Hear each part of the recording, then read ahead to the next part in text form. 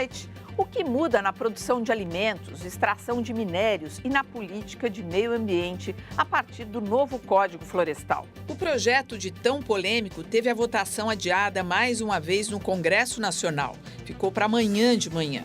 O Jornal da Cultura acompanha esse tema que vai mexer bastante com a vida no campo. Vamos agora a outros assuntos importantes de hoje. Brasil aumenta a venda de matéria-prima e reduz a de produtos industrializados. Microsoft paga 8 bilhões e meio de dólares para ter o Skype, serviço de telefonia pela internet. Secretária de Estado Hillary Clinton faz duro ataque à violação de direitos humanos na China. Filhos de Bin Laden querem processar o presidente Obama por mandar matar um homem desarmado. Cartola inglês denuncia corrupção na FIFA e envolve Ricardo Teixeira no esquema. Reportagem especial fala dos riscos à saúde causada pela obesidade, mal que atinge mais da metade da população brasileira. Ao vivo, vamos responder às dúvidas dos internautas sobre o excesso de peso. Tuite sua pergunta no endereço twitter.com/jornal_cultura.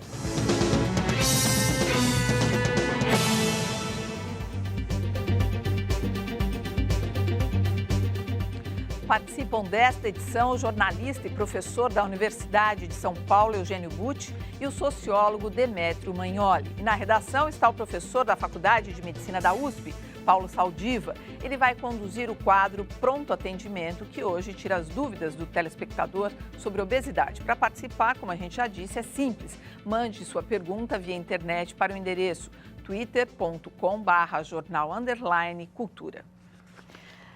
O novo Código Florestal voltou a ser discutido hoje em Brasília. E mais uma vez a votação foi adiada. O novo código deve ser votado amanhã, às 9 da manhã. Até lá, o governo tenta fechar um acordo sobre todo o texto. Hoje à tarde, o líder do governo na Câmara, deputado Cândido Vacarezza, disse que a definição das reservas legais em pequenas propriedades é o único ponto de conflito que precisa ser resolvido para que o governo, o relator Aldo Rebelo e os ruralistas se entendam.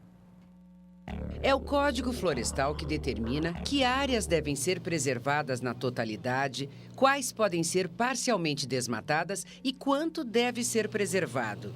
O primeiro Código Florestal brasileiro foi elaborado em 1934.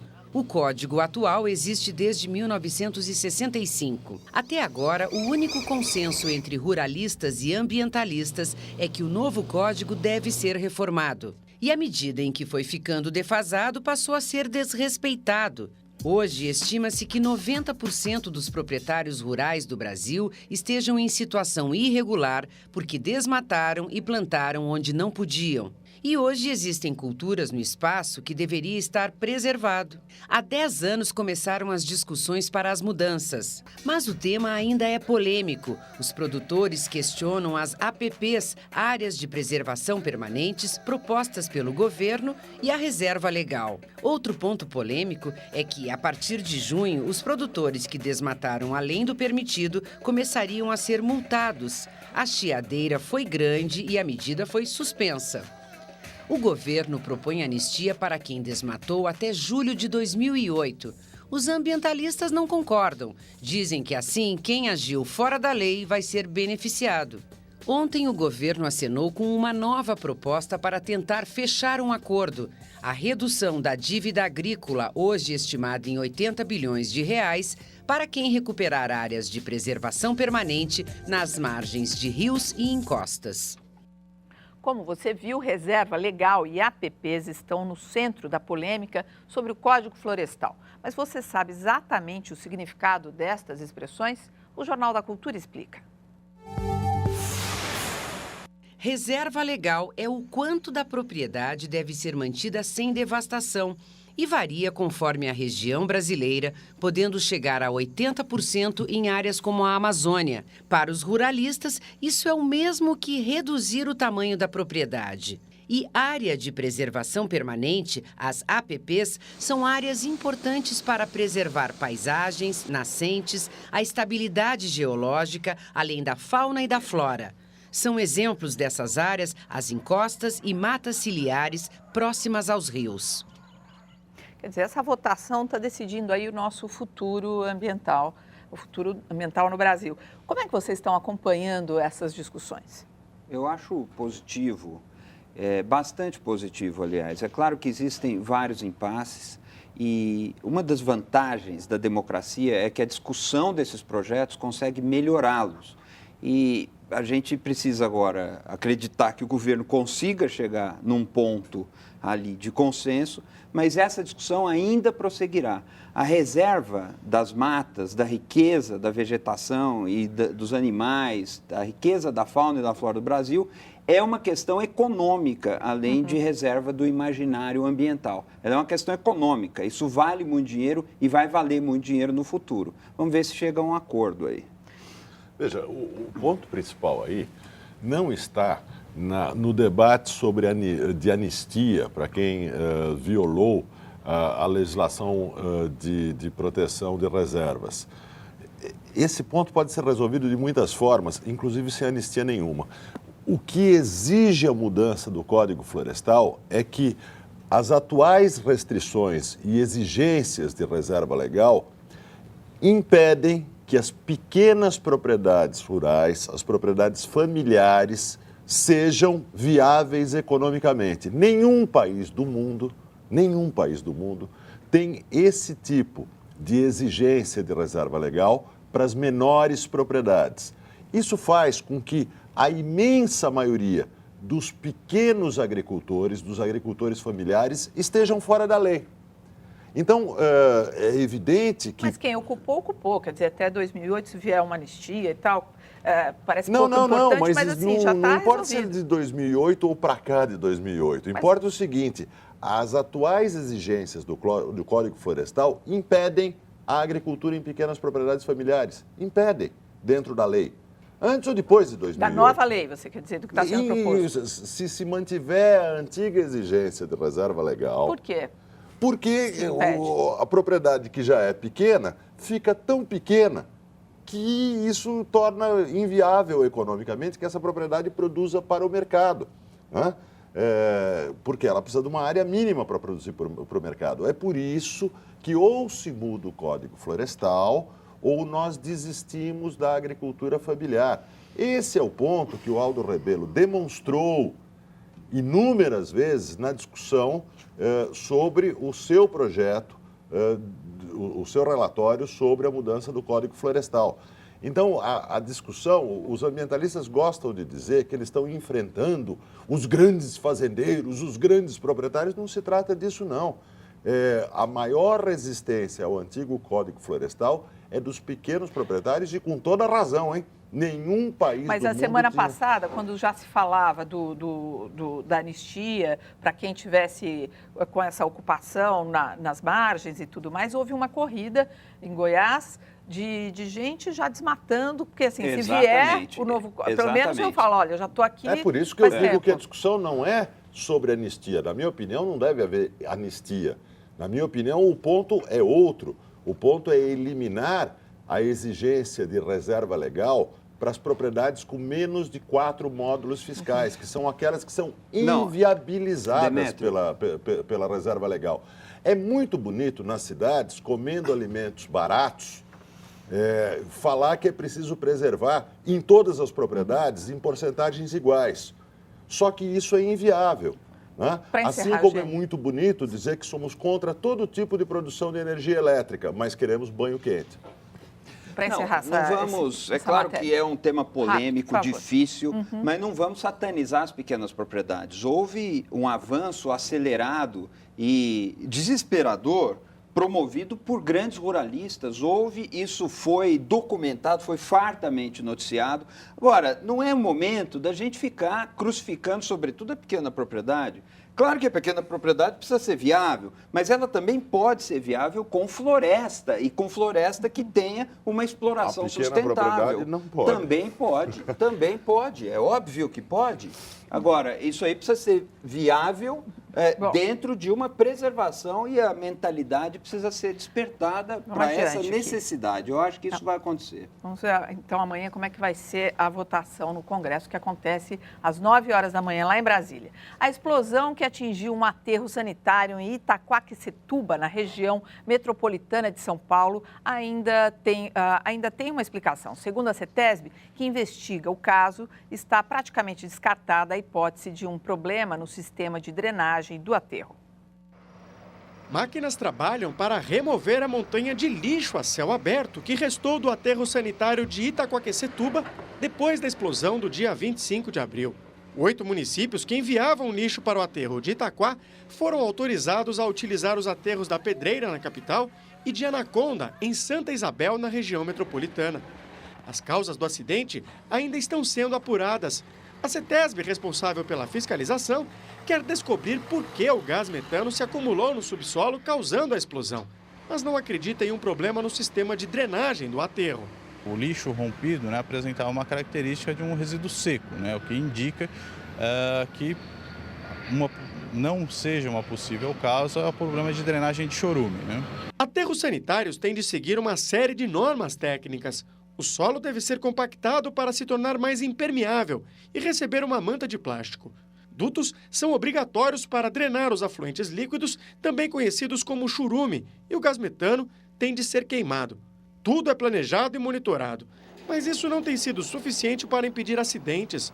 Os aterros São João e Bandeirantes, que já atingiram a capacidade máxima e não recebem mais lixo, também registraram explosões e vazamentos no passado. Os vazamentos e explosões representam apenas uma parte do risco do gerenciamento do lixo no Brasil. Os aterros sanitários, mesmo sendo ambientes controlados, recebem todo tipo de substância. Esse médico toxicologista diz que o descarte de materiais como baterias, lâmpadas fluorescentes e até remédios são altamente tóxicas e se disseminam pelo lençol freático, pelos rios e pelo ar. A situação é ainda mais preocupante em cidades que não gerenciam os resíduos corretamente, como no caso dos lixões.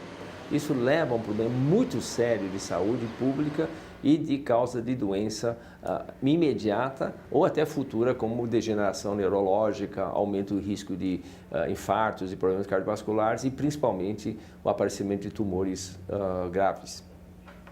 E daqui a pouco nós vamos mostrar uma reportagem especial a respeito das doenças provocadas pela obesidade. Mas os internautas já estão mandando perguntas ao Paulo Saldiva, que está na redação e vai esclarecer as dúvidas ao vivo. Nosso endereço, só para lembrar mais uma vez, é o twitter.com/jornal_cultura. Saldiva, o que já chegou por aí? Boa noite. Boa noite, Poli. Boa noite a todos os telespectadores. É bom estar vendo vocês. Olha, está chegando bastante pergunta legal. Por exemplo, o Yuri pergunta como é que vai estar a obesidade em 20 anos. A gente acha que, infelizmente, vai estar aumentando, né? Nos últimos 10 anos, a obesidade aumentou em 34% no Brasil. E se não for feito nada com isso, nós vamos continuar tendo essa epidemia crescente. O Emilson, por exemplo, pergunta se o coração dele está programado para bombear num corpo magro ou se ele engordar, o coração se desprograma. É um músculo, né, que ele pode aumentar, mas dentro de certos limites. A obesidade está associada com hipertensão, com diabetes, que são coisas que podem comprometer o funcionamento do coração, mas felizmente seu coração consegue acompanhar na maior parte do tempo. A Isabela pergunta se tem algum programa preventivo de saúde pública para quem está começando a engordar aos poucos. Tem, eu conheço 3. Eu conheço um no Hospital das Clínicas, no Programa de Promoção de Saúde, um na USP, na Escola de Educação Física, e um no INCOR, que você pode se matricular e ter orientação nutricional e exercícios programados. Todos em São Paulo, né, Saldiva? Todos em São Paulo. Infelizmente eu não conheço em outros lugares, mas eu tenho certeza que tem vários programas desses na saúde pública. A Rosângela Savassi pergunta se a tireoide tem um papel na obesidade. Lógico que tem, mas ela, infelizmente, ela é mais responsabilizada do que causa. Ou seja, muita gente atribui a uma tireoide preguiçosa a obesidade, mas a obesidade tem causas muito mais importantes, como sedentarismo, dieta errada e tendências genéticas. Tem uma pergunta interessante da Val. A indústria alimentícia ela deve ser responsabilizada com esse monte de alimentos hiperprocessados, com muito sódio, muita gordura? Essa é uma questão interessante. Eu, pessoalmente, acredito que sim. Eu acho que deveria ser colocado de forma mais clara os riscos do consumo indiscriminado desses alimentos, assim como se faz com cigarro, com outras, ou com álcool, algumas outras coisas. Saldiva, eu vou seguir aqui o jornal e daqui a pouquinho a gente volta e te chama de novo, ok? Tá bom, é que eu fiquei entusiasmado com as perguntas. Desculpa, viu, Polly? Não, imagina, desculpa. Daqui a pouco eu te chamo e a gente vai ter tempo para isso. Os filhos de Osama Bin Laden acusam os Estados Unidos de violarem a lei internacional ao matarem um homem desarmado e jogar o corpo no mar. Ao mesmo tempo, o grupo terrorista Al-Qaeda divulgou o comunicado negando que um dos homens mostrados num vídeo divulgado pelo governo americano seja Bin Laden. O vídeo divulgado no último fim de semana reúne imagens que teriam sido recolhidas na casa invadida por forças americanas no Paquistão. Mas, segundo a Al-Qaeda, este homem de barba branca não é Bin Laden. O grupo não contesta as demais imagens, que fazem parte do material em análise pelos serviços de espionagem dos Estados Unidos. Em outro comunicado, Omar Bin Laden, um dos filhos do chefe terrorista, acusou o governo americano de violar os princípios legais básicos. Segundo o rapaz, tanto Bin Laden, que foi morto, como os demais membros de sua família, feridos a tiros, estavam desarmados. Demétrio, quer comentar um pouco a reação da família com relação a... Não, é extraordinário, né? Nós estamos vendo um negócio extraordinário. Quer dizer, nós estamos diante de da família do chefe do maior grupo terrorista global, acusando o governo americano de tê-lo matado, violando leis internacionais. Eles não estavam violando as leis de guerra. As leis de guerra permitem uma ação de combate contra o centro dirigente de uma organização militarizada, que é a Al-Qaeda.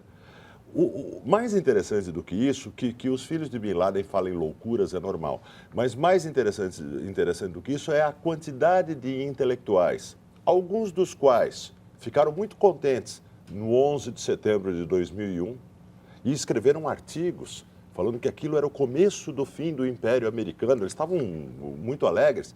Hoje, clamando a mesma coisa que a família de Bin Laden, pelo respeito a uma lei internacional que eles interpretam de uma forma extraordinária. Não tem nada disso. A ação americana estava de acordo com as leis de guerra. Isso significa que existem mais simpatizantes da Al-Qaeda do que a gente pode imaginar? Não, isso significa... Não tem muitos simpatizantes na população, né?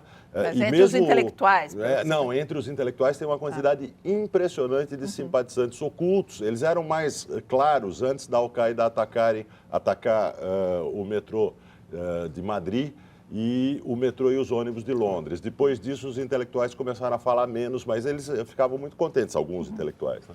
Olha, integrantes do governo da Venezuela pediram à guerrilha colombiana que matassem opositores do presidente Hugo Chávez. O presidente, segundo denúncia feita hoje em Londres, sabia da aproximação com os guerrilheiros, mas não foi informado sobre os planos de assassinato.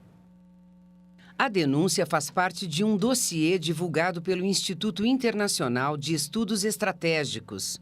E as informações teriam sido obtidas na análise de computadores de ex-guerrilheiros das Forças Armadas Revolucionárias da Colômbia, as FARC.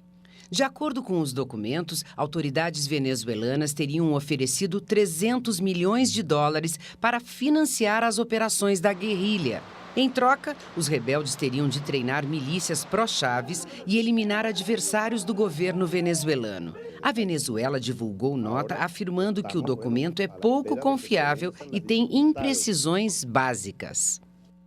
E o Hugo Chávez, a gente sabe que viria hoje, estava sendo esperado hoje aqui no Brasil, e pelo menos que eu li aí em alguns sites de notícia, que ele teria tido um problema no joelho, por isso não pôde fazer a viagem. Ainda não está claro que tipo de relacionamento vai haver entre a política de direitos humanos para o exterior da Venezuela e as novas orientações que vêm sendo adotadas no Brasil. Esse encontro seria bem interessante entre Dilma e Chávez, pena que foi adiado. Eu queria só lembrar um ponto rápido da questão anterior, em que os filhos do Bin Laden reclamam de violação das normas internacionais. sem querer acirrar ainda mais esse debate, essa polarização, a gente precisa lembrar que violação de todas as normas internacionais foram cometidas pela Al-Qaeda.